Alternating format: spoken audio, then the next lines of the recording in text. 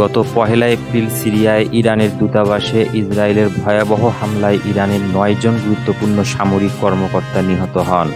তখনই প্রশ্ন ওঠে, কাকে টার্গেট করে চালানো হয়েছিল এই ভয়াবহ হামলা? ইসরায়েল গোপন হামলা করে কাসেম সোলেমানি সহ এ পর্যন্ত ইরানের অনেক গুরুত্বপূর্ণ সামরিক কর্মকর্তা এবং পরমাণু বিজ্ঞানীকে হত্যা করেছে। তবে একসাথে এতজন গুরুত্বপূর্ণ লোককে হত্যা এই প্রথম। সম্প্রতি নিউ ইয়র্ক টাইমসের একটি রিপোর্টে উঠে এসেছে ইসরায়েলের গোপন ষড়যন্ত্রের এক ভয়াবহ চিত্র। রিপোর্টে জানা যায়, 1 এপ্রিলের হামলার প্রধান টার্গেট ছিলেন ইরানের আল-কুদস বাহিনীর সিরিয়া ও লেবানন শাখার প্রধান জেনারেল মোহাম্মদ রেজা জাহেদি।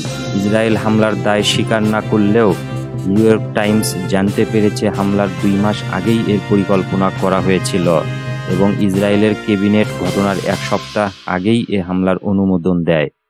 এই ষড়যন্ত্রের বিস্তারিত নথিপত্র হাতে পেয়েছে নিউ ইয়র্ক টাইমস।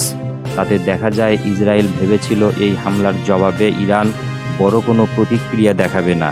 তারা হয়তো তাদের প্রক্সি বাহিনী হামাসের মাধ্যমে ইসরায়েলে ছোটখাটো কোনো হামলা চালাবে। এমনকি হামলার পূর্ব মুহূর্তে ইসরায়েল তাদের সহযোগী আমেরিকাকেও বিষয়টি জানিয়েছিল। তবে আমেরিকার পক্ষ থেকে কোনো মন্তব্য আসার আগেই ইরানের দূতাবাসে হামলা চালায় তারা। হামলার একদিন পর 3 এপ্রিল আমেরিকার প্রতিরক্ষা মন্ত্রী জেমস অস্টিন রাগান্বিত হয়ে ইসরায়েলের প্রতিরক্ষা মন্ত্রী ইয়োভ গ্যালেন্টকে ফোন করেন এবং অভিযোগ করেন এই হামলার মাধ্যমে ইসরায়েল ওই অঞ্চলে আমেরিকার সৈন্যদের ঝুঁকির মধ্যে ফেলেছে। গ্যালেন্ট এর কোনো উত্তর দিতে পারেননি। ইরান ইতোমধ্যেই এই হামলার কড়া জবাব দিয়েছে, যা ইসরায়েল কল্পনাও করতে পারেনি। তবে ইসরায়েলও ইজ্জত বাঁচাতে পাল্টা হামলার হুমকি দিয়েছে। তবে বিভিন্ন চাপের কারণে এই মুহূর্তে ইসরায়েল হামলা থেকে পিছু হটলেও তাদের ষড়যন্ত্র যে থেমে থাকবে না তা নিশ্চিত করেই বলা যায়। তবে ভবিষ্যতে ইরানের বিরুদ্ধে যে কোনো হামলার আগে ইসরায়েল যে 10 বার ভাববে তাতে কোনো সন্দেহ নেই।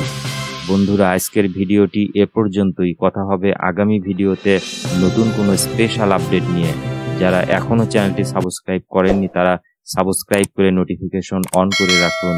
S M Ashraful Islam, daily special updates.